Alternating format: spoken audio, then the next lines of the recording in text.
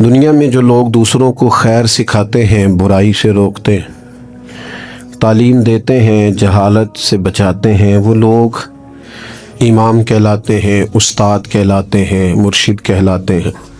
بھلائی کے پیغام کو عام کرنے والے کو لوگ مصلح سمجھتے ہیں، اس کو اپنا بڑا جانتے ہیں اور کوشش کرتے ہیں کہ ان سے سیکھی ہوئی باتوں کو اپنی زندگی میں نافذ کریں۔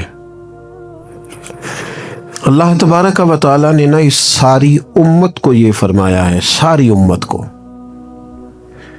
کہ تم اس لیے بہترین امت ہو کہ تم نے لوگوں کو خیر کا حکم دینا ہے، تم نے لوگوں کو برائی سے بچانا ہے۔ کنتم خیر امت اخرجت للناس، فرمایا تم بہترین امت ہو، لوگوں کی بھلائی کے لیے تمہیں پیدا کیا گیا ہے۔ تأمرون بالمعروف وتنہون عن المنکر، تم لوگوں کو معروف کا حکم دو گے اور منکرات سے منع کرو گے۔ اس امت نے، پوری امت نے پیشوائی کرنی ہے پوری دنیا میں، جہاں بھی کفر ہے، شرک ہے، جہاں بھی اسلام سے دور لوگ عقائد لے کے بستے ہیں، ان سب لوگوں تک پیغام حق پہنچانا ہے، ان کی ذہن سازی کرنا، ان کو یہ بتانا کہ سچا اور کھرا دین دین اسلام ہے، ان کو یہ بتلانا کہ ہماری بھلائی، ہماری نجات اللہ کو ماننے میں ہے اور رسول کریم علیہ السلام کے دروازے کی گدائی میں ہے۔ یہ اس پوری امت کے ذمے اللہ نے لگایا۔ ہمارے ہاں لوگ یہ سمجھتے ہیں کہ مجھے نسبت حاصل ہو گئی ہے، اب میرا اعزاز بن گیا ہے، لیکن جو چیز وجہ نسبت ہے اس کو میں اختیار کروں چاہے نہ کروں۔ استاد بڑا باعث افتخار ہے، پر اس کی وجہ عزت یہ ہے کہ وہ پڑھاتا ہے، اور اگر وہ پڑھائے ہی نہ، وہ کہے جی میں استاد ہوں میری عزت کرو، بھئی آپ کا جو منصب ہے وہ بھی تو پورا کریں آپ۔ ایک شخص ہے جس کی وجہ عزت یہ ہے، وجہ فضیلت یہ ہے کہ وہ کسی کو کوئی ہنر سکھاتا ہے، کوئی کام سکھاتا ہے، وہ کہے کہ میری عزت تو کرو، پر جو وجہ ہے عزت کی وہ میں پوری نہیں کروں گا، تو لوگ کہیں گے بھی جو وجہ اعزاز ہے وہ تو آپ نے پورا کیا ہی نہیں۔ اس امت مسلمہ کی جو وجہ فضیلت ہے وہ سب سے پہلی تو یہ ہے کہ یہ رسول پاک کی امت ہے، یہ سب سے پہلا اعزاز ہے، اور دوسری اس کی جو فضیلت اللہ کے قرآن نے بیان کی وہ یہ کی کہ تأمرون بالمعروف، یہ لوگوں کو بھلائی کا حکم دینے والے لوگ ہیں، وتنہون عن المنکر، اور یہ لوگوں کو منکرات سے، بری چیزوں سے، بری باتوں سے روکنے والے۔ اس امت نے غلبے کا کام کرنا تھا، دنیا پہ دین کے جھنڈے کو بلندی دینی تھی۔ ہمارے ہاں جو ہمارا دین ہے نا، اسے ہم نے بطور مذہب کے لیا ہے، بطور دین کے نہیں۔ ہم دین اسلام کو مذہب کے طور پر لیتے ہیں، نماز پڑھنا، روزہ رکھنا، شادی کا موقع آ گیا تو چلو باقی سارے کام اپنی مرضی کے، اور نکاح ضرور کرنا ہے، ایجاب و قبول کرانا ہے دینی طریقے پر، اچھی بات ہے۔ ہم اس کو بطور مذہب کے لیتے ہیں، بطور دین کے نہیں۔ یعنی ہم کہتے ہیں کہ ہم مسجد کے اندر تو اسے قبول کریں گے، لیکن جب دینی طور پر قبول کریں گے نا، پھر ہم مطالبہ کریں گے کہ کچہری میں بھی رسول اللہ کا دین ہونا چاہیے۔ پھر ہم نفاذ کی بات کریں گے، پھر ہم اس کے غلبے، هو الذی ارسل رسولہ بالہدی والدین الحق، یہ دین ہے، والدین الحق لیظہرہ علی الدین کلہ۔ اللہ فرماتے ہیں یہ رسول ہم نے اس لیے بھیجے ہیں دین حق دے کے، تاکہ اس دین کو سارے دینوں پر غالب کر دے، اس کا غلبہ ہو۔ ہمارا کفر کے ساتھ یہ طریقہ ہمیشہ یہ رہا، غیروں کے ساتھ، کہ بھئی دین ہمارا چلے گا، تم ہمیں جزیہ دو، اپنے مذہب کے مطابق تم کرو پوجا پاٹ، معاذ اللہ جو تم نے کرنی ہے، اگرچہ وہ درست نہیں ہے۔ لیکن اب کیا ہوا ہے؟ اب یہ ہوا ہے کہ نظام ان کا ہے ہر جگہ پہ، اور ہمیں یہ کہا گیا ہے کہ نماز پڑھو کوئی حرج نہیں، روزہ رکھو، زکوٰۃ دو، خدمات کرو، لیکن جو نظام ہے ارسل رسولہ بالہدی والدین الحق لیظہرہ علی الدین کلہ، وہ ہمیں کہتے ہیں کہ نظام ہمارا رہے گا، अमेरिका, अफ्रीका, बरतानिया में नमाज पढ़ने पर तो कोई पाबंदी नहीं, लेकिन वो आपको आपके कानून के मुताबिक निफाज दीन की इजाज़त। और यहाँ भी ये हाल है, हमारा सियासतदान क्या कहता है मौलवी नमाज पढ़े, कौन मना करता है, बड़ी मस्जिद बनाए, लेकिन सियासत की बात ना करे, वो गलबे की बात ना करे, वो असेंबली में दीन की बात ना करे। ये वो बुनियादी फर्क है जिसे समझने की जरूरत है कि जब तक निफाज़े दीन नहीं होता उतनी देर तक ये तफरीक खत्म नहीं की जा सकती कि ये अमीर है और ये गरीब है। उतनी देर तक यानी आप तक नमाज तो आएगी अगर आप बतौर मजहब दीन को लेंगे, लेकिन इंसाफ नहीं आएगा। इंसाफ घर में तब आएगा जब दीन नाफिज होगा। गरीब को उसकी दाद रसी उस वक्त होगी जब कचहरी में और जब पार्लियामेंट में दीन आए। ये जरूरियात जिंदगी की तब पूरी होंगी, वरना ठीक है गरीब की मदद हो रही है, मिस्कीन से ताउन हो रहा है अपने लबोलहज। तो दीन के लिए जद्दोजहद करना, दीन के निफाज की कोशिश करना, सबसे पहला मसला तो ये है दीन कैसे नाफिज हो। सबसे पहला मसला तो ये है कि हमारे अंदर वो खास शऊर ही नहीं कि मजहब को नाफिज होना चाहिए, क्योंकि अपनी अपनी दुकानदारी, अपना अपना निज़ाम, अपना अपना हिसाब, अपने अपनी तरीके से सब लोग लेके चल रहे हैं। वो एक निज़ाम के झंडे के तले आने को तैयार है। सबसे पहली बात तो ये है कि हमारे अंदर दीनी शऊर पैदा हो। हम पसंद करें इस बात को कि अगर नबी पाक ने सादा खाना पसंद किया तो हमें भी सादा पसंद है। हम पसंद करें इस बात को कि अगर हुजूर ने फरमाया है कि सादी बारात जाएगी, थोड़े से लोग होंगे, निकाह आसान होगा, वो बरकत वाला होगा, तो हमारा यानी वो जो हमारे अंदर चीज पनपती है ना कि मैं मतलब चाह करना है मेरे मुंडे दा ब्याह है, वो पनपे ना, वो ख्वाहिश ना पैदा हो। सबसे पहली बात तो ये है हम कहें यार मैं उसी तरह बेटी का ब्याह करूंगा जिस तरह मदीने वाले ने सैयदा फातिमा का किया है। हम उसी तरह निकाह को रिवाज देंगे जिस निकाह का रिवाज नबी पाक ने मौला अली शेर खुदा के लिए पसंद फरमाया है। ये जब पहली बात तो यहां अपने आप को खड़ा करना बड़ा जरूरी है।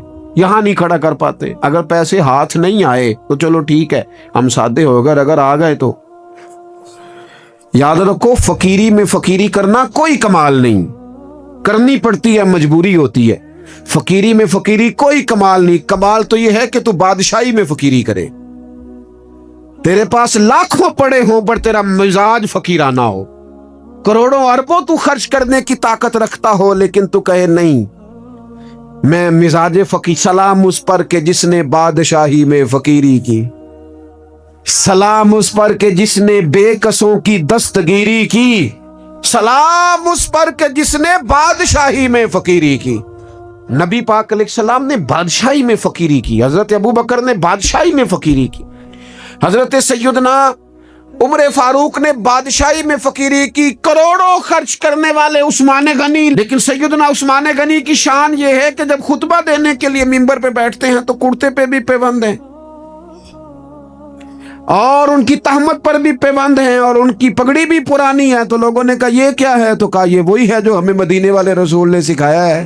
वो खर्च करना है दूसरों पर, वो सारे का सारा अपने ऊपर आला आसाइशें हासिल करना और पता नहीं कहां से कहां निकल जाना। हजरत मौला अली शेर खुदा अमीरुल मोमिनीन है, लेकिन कूफे की जामे मस्जिद के बाहर खड़े होकर कहते हो मेरी ज़रा खरीद लो, तामत ज्यादा पुरानी हो गई, अब तो पेवंद की जगह भी नहीं रही, अगर पैसे होते तो मैं ज़रा ना बेचता। ये बादशाही में फकीरी है। ये कौन है? ये अली कौन है? ये हसनैन कौन है? ये दुनिया के बाग के मालिक नहीं, ये तो जन्नत के मालिक लोग हैं, लेकिन बादशाही में फकीरी है। एक तो ये माहौल बनाए कि दीन को बतौर दीन कबूल करें, जिसको तिजारत ना बनाए कि मैं नफल पढ़ूंगा तो मेरा काम सही चलेगा, तो मैं फलाना काम करूंगा। इबादत को इबादत रहने दे। अगरचे तस्बीहात गिनना जायज है, लेकिन हर वक्त अपनी नेकियां गिनते ही रहना और कानों में बता देना कि आज मैं 4,500 पढ़े है, ये भी ठीक है। जाहिदों ने ये जब काम किया, अब बस है ना कि तस्बीह के दानों से जो काम लिया, चाहिए था ना कि बेशुमार पुकारते तुझको। और ये भी कोई बात है गिन गिन के तेरा नाम लिया, गिन गिन के तेरा नाम लिया। वो जो देता है वो भी कभी गिना है, लेकिन उसका नाम भी लेना तो पहले गिन लेना। یہ کیا بات ہوئی؟ میں نے کہا گننا جائز ہے، لیکن اس گننے میں اپنے آپ کی بڑھوتری بیان کرنا کہ میں بڑی شے ہوں، میں نے اتنا پڑھا، یہ درست نہیں ہے۔ تو میرے عزیز، ایک تو دین کو نافذ کریں، اپنی طبیعت، جی دین جو کہتا ہے نا، خواجہ صاحب نے خط لکھے ہیں کچھ 8 خط میں نے خواجہ صاحب کے پڑھے ہیں جو خواجہ قطب الدین بختیار کاکی کے نام ہے۔ ان خطوں میں نا ایک خط خواجہ صاحب نے اس طرح لکھا ہے اپنے مرید کو، کہتے ہیں خواجہ قطب الدین صاحب کو، کہتے ہیں پتر درویش کی مرضی کوئی نہیں ہوتی، درویش کی مرضی ساڑی تے ہے وے نا، چونکہ اسی درویش نہیں نا، ساڑی تے ہے نا، سویرے ناشتہ مرضی دا، دوپہر کو کھانا مرضی کا، آنا تو مرضی کا، جانا تو، پہننا تو مرضی کا۔ وہ میرے صاحب کے پاس ایک شخص نے آ کے کہا حضور جو میں چاہتا ہوں وہ ہوتا نہیں، تو حضرت صاحب فرمانے لگے یہ تو خدائی دعویٰ ہے، جو چاہے ہو جائے، یہ تو اللہ کی شان ہے۔ اتنی بڑی بات تو نے کر دی کہ جو چاہتا ہوں ہوتا نہیں، یہ تو رب کی شان ہے کہ رب جو چاہتا ہے وہ، تو بندہ ہے، تو اتنی بڑی بات کیوں کر رہا ہے؟ خواجہ معین الدین چشتی رحمت اللہ علیہ خواجہ قطب صاحب کو خط لکھتے ہیں اور فرماتے ہیں پتر درویش کی مرضی نہیں ہوتی۔ حضور کیا مانا؟ تو فرمانے لگے درویش کی وہی مرضی ہوتی ہے جو اس کے رب کی مرضی ہوتی ہے۔ ہم جب خود مذہب پہ عمل کریں گے تو لوگوں کو اندازہ ہوگا کہ مذہب عمل کے قابل ہے، دین عمل کے، لیکن خود تو عمل کر ہی نہیں رہے۔ ہر موقع پر برادری سامنے، ہر موقع پر رسم و رواج سامنے، تو دوسروں پر دین کیسے نافذ ہوگا؟ تو کہیں سے شروع کریں۔ دوسری بات یہ ہے کہ اشاعت علم بڑا ضروری ہے۔ دین کی جو بنیادی اور ضروری تعلیمات ہیں، دیکھیں کسی شخص کو کی روزی روٹی ٹھیک کر دینا بھی بڑی بات ہے، لیکن اس کو علمی طور پر مضبوط کر دینا، اس کو اللہ والا کر دینا، اس کا توکل مضبوط کر دینا، اس کے مزاج میں صبر پیدا کر دینا، حوصلہ پیدا کر دینا، خودداری پیدا کر دینا، عزت نفس اس کی طبیعت میں ڈال دینا، یہ اس کی جو خدمت ہے نا، یہ والی، یہ بہت بڑی خدمت کہ آپ نے کسی بندے کو اخلاقی طور پر دینی، روحانی اور مذہبی مزاج دے دیا۔ رسول اللہ صلی اللہ تعالی علیہ وسلم کے زمانے میں صحابہ کے پاس کروڑوں اربوں خربوں روپے نہیں آئے تھے، ان کے پاس کیا آیا تھا؟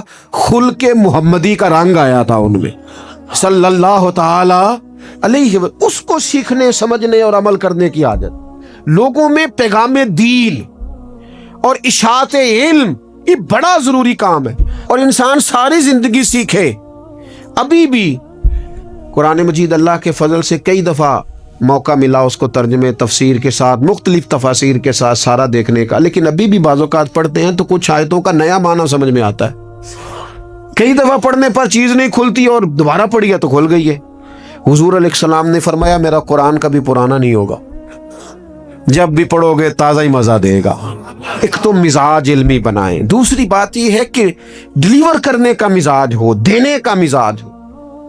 امت مسلمہ دیتی ہے، یہ کشکول طلب دراز نہیں کرتی، دکھ سنانا ہر وقت یہ مزاج پیدا کرنا کہ بڑی غریبی، بڑی آزمائش، بڑی پریشانی ہے، اس سے تو بندہ کمزور ہو جاتا ہے۔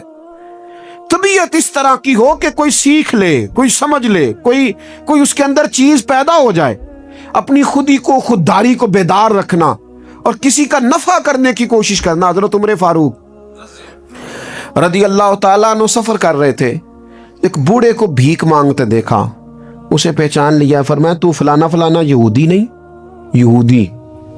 اس نے کہا میں وہی ہوں۔ فرمایا بھیک مانگ رہے ہو؟ کہنے لگا میں اسلامی حکومت کو جزیہ دیتا ہوں، لیکن اب بوڑھا ہو گیا ہوں، کمائی نہیں کر سکتا، تو جزیہ تو دینا ہوتا ہے نا، تو میں کچھ خیرات اکٹھی کرتا ہوں، تو کچھ اپنے اخراجات دیکھتا ہوں اور کچھ میں جزیہ دیتا ہوں۔ تو حضرت عمر اس کو پکڑ کے لائے وزیر خزانہ کے پاس، فرمایا جب تک یہ بندہ ٹھیک تھا ہمیں جزیہ دیتا تھا، اب جب تک یہ بیمار ہے اسلامی حکومت اسے ماہانہ اس کے خرچہ دیا کرے گی۔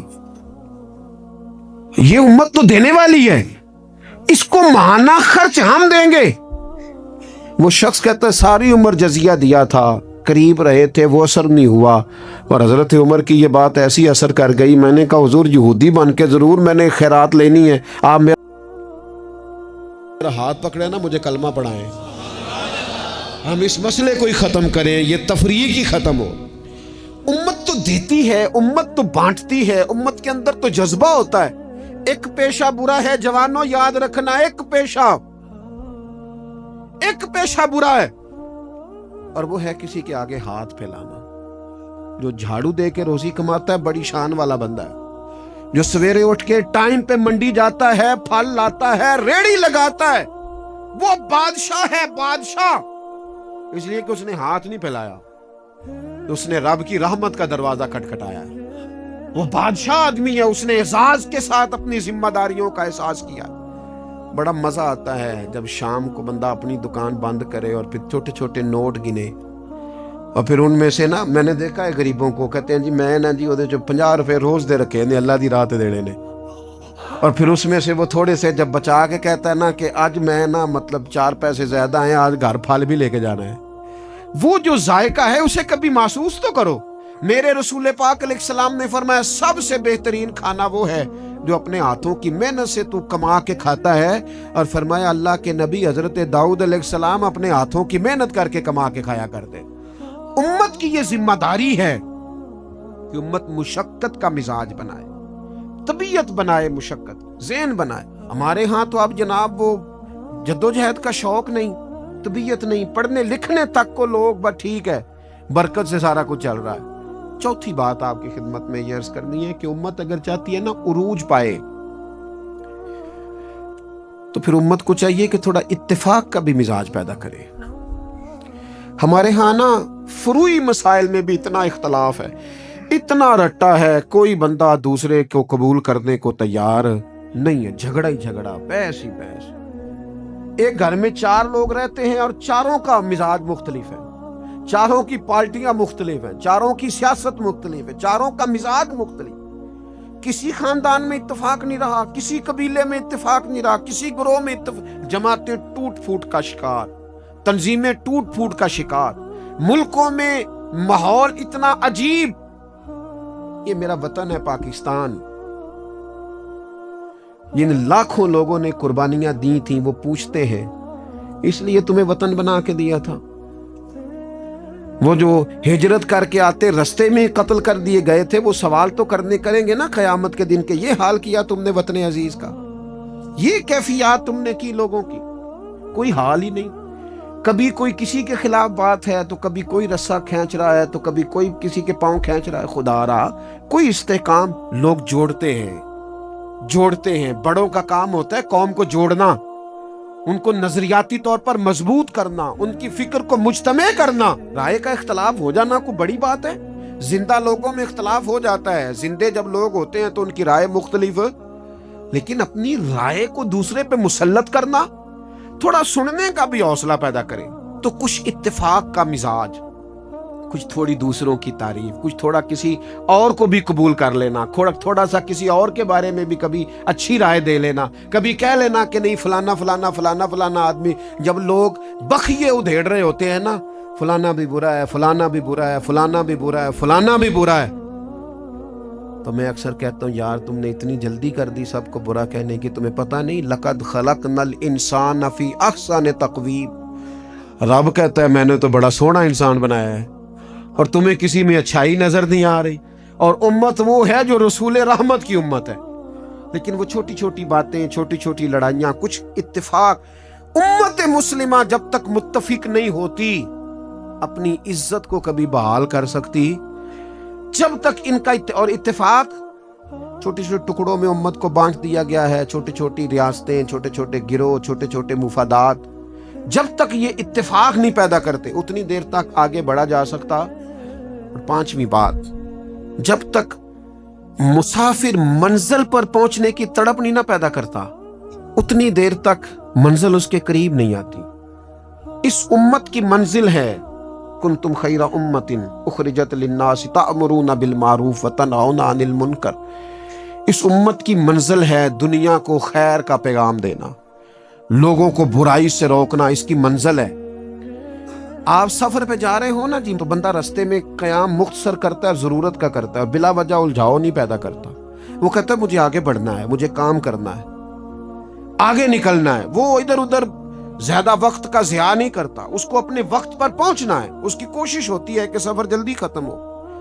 منزل مقصود جب لوگ طے کر لیتے ہیں تو پھر وہ جدوجہد کرتے ہیں کہ منزل ملے. منزل میں کیا کروں, کیسے عرض کروں. ہمارے ہاں لوگوں نے منزل کا تعین ہی نہیں کیا، منزل پیسے کو، شہرت کو، دولت کو بنایا۔ ہماری منزل تھی کہ ہم نے دنیا میں خیر پھیلانی ہے، ہم نے حق کی اذانیں دینی ہے، ہم نے لوگوں کو پیغام دینا ہے کہ اگر تم نے خیر سیکھنی ہے تو دروازہ رسول پہ آؤ صلی اللہ تعالی علیہ۔ لیکن ہمارا تو گھر کا جھگڑا ہی نہیں ختم ہو رہا، ذاتی رٹے ہی نہیں ختم ہو رہے، ہمارے اپنے روزمرہ کے مسائل نہیں ہمیں پیس کے رکھ، باہر نکلنے کو تیار ہی نہیں۔ بڑی سوچیں۔ اقبال کہنے لگے وائے ناکامی متائے کارواں جاتا رہا، اور کارواں کے دل سے احساس زیاں جاتا رہا۔ کہنے لگے مسئلہ تو یہ ہے کہ سارا کچھ لٹ گیا اور ہمیں احساس بھی نہیں کہ لٹ گیا، امت بکھر گئی، ٹوٹ گئی، اور احساس بھی نہیں کہ ٹوٹ گئی۔ کچھ کوشش، کچھ جد و جہد، کچھ آگے بڑھنا، کچھ ہمت کرنا، کچھ تھوڑا سا منزل کی طرف سفر کرنا کہ ہم اپنا جتنے لوگ آئے نا امت مسلمہ میں، انہوں نے خیر میں اپنا حصہ ڈالا۔ حضرت صدیق اکبر، فاروق اعظم، عثمان غنی، مولا علی، سعد بن ابی وقاص، حضرت ابو عبیدہ بن جراح، جناب معاذ بن جبل، حسنین کریمین، آگے آئیے حضرت عمر بن عبدالعزیز، امام بخاری، امام مسلم، امام ترمذی، امام اعظم، امام احمد بن حنبل، امام شافعی، اعلیٰ حضرت بریلوی۔ آپ دیکھیں لوگ اپنے اپنے دور میں اپنا حصہ ڈالا، وہ دین کا پیغام دور کے تقاضوں کے مطابق سناتے گئے۔ اگر وہ پیغام بغداد آیا تو غوث پاک نے ممبر سجا لیا، اگر وہ پیغام اجمیر آیا تو خواجہ معین الدین نے ممبر سجا لیا، اگر وہ پیغام پاک پتن آیا تو بابا فرید ممبر پہ بیٹھ گئے، دنیا کو اللہ اللہ سکھا دی۔ اگر وہ پیغام لاہور آیا تو سید حجویر مخدوم امم، گنج بخش فیض عالم، مظہر نور خدا، ناکسارا پیر کامل کامل آرا، رہنما وہ اذانیں دیتے رہے، اپنے اپنے حصے کی ڈیوٹی کرتے رہے۔ اب میری اور آپ کی باری آئی، سو کے وقت نہ گزار دینا، دیکھنا سوتے سوتے اسرائیل نہ آ جائے، دیکھنا کھانے پینے کے سفر میں ہی زندگی تمام نہ ہو جائے، دیکھ لینا پروگرام بناتے بناتے ہی سانسیں ٹوٹ نہ جائیں۔ اقبال تڑپ کے کہنے لگے، حضور کی بارگاہ میں کہنے لگے میری زندگی کا مقصد تیرے دی کی سرفرازی، میں اسی لیے مسلمان، میں اسی لیے مسلمان، میں اسی لیے مسلمان، میں اسی لیے نمازی۔ یہ سارا کچھ جو کچھ ہے یہ بلندی دین کے لیے، سر بلندی مذہب اسلام کے لیے۔ اپنے اندر جو کوئی کچھ کر سکتا ہے وہ جد و جہد پیدا کرے۔ سب سے پہلی بات تو یہ عرض کی ہے کہ اپنے اندر دین کا شعور پیدار کرے، علم دین کا مزاج بنائے، بادشاہی میں فقیری کی طبیعت پیدا کرے، امت کو جوڑنے کی بات کریں، کم از کم فروعی اختلافات کو تو چھوڑیں۔ اور پانچویں بات یہ ہے کہ جو کوئی کچھ کر سکتا ہے وہ کرے، آگے بڑھے۔ ایک بندے کو نمازی بنا سکتا ہے تو اسے بنائے، ایک کو قرآن مجید کی تعلیم کے قریب کر سکتا ہے تو کرے، لوگوں کو بتائے کہ یہ گناہ، یہ میل کچیل، یہ مومن کی شان ہی نہیں، مومن کا کردار، اس کی عظمت اس کے نام سے واضح ہے۔ حضور والے جو ہیں وہ تو لفظ سے واضح ہے کہ یہ کون لوگ ہیں۔ میری زندگی کا مقصد تیرے دین کی سرفرازی، میں اسی لیے مسلمان، میں اسی لیے نمازی، وما علینا الا البلاغ المبین۔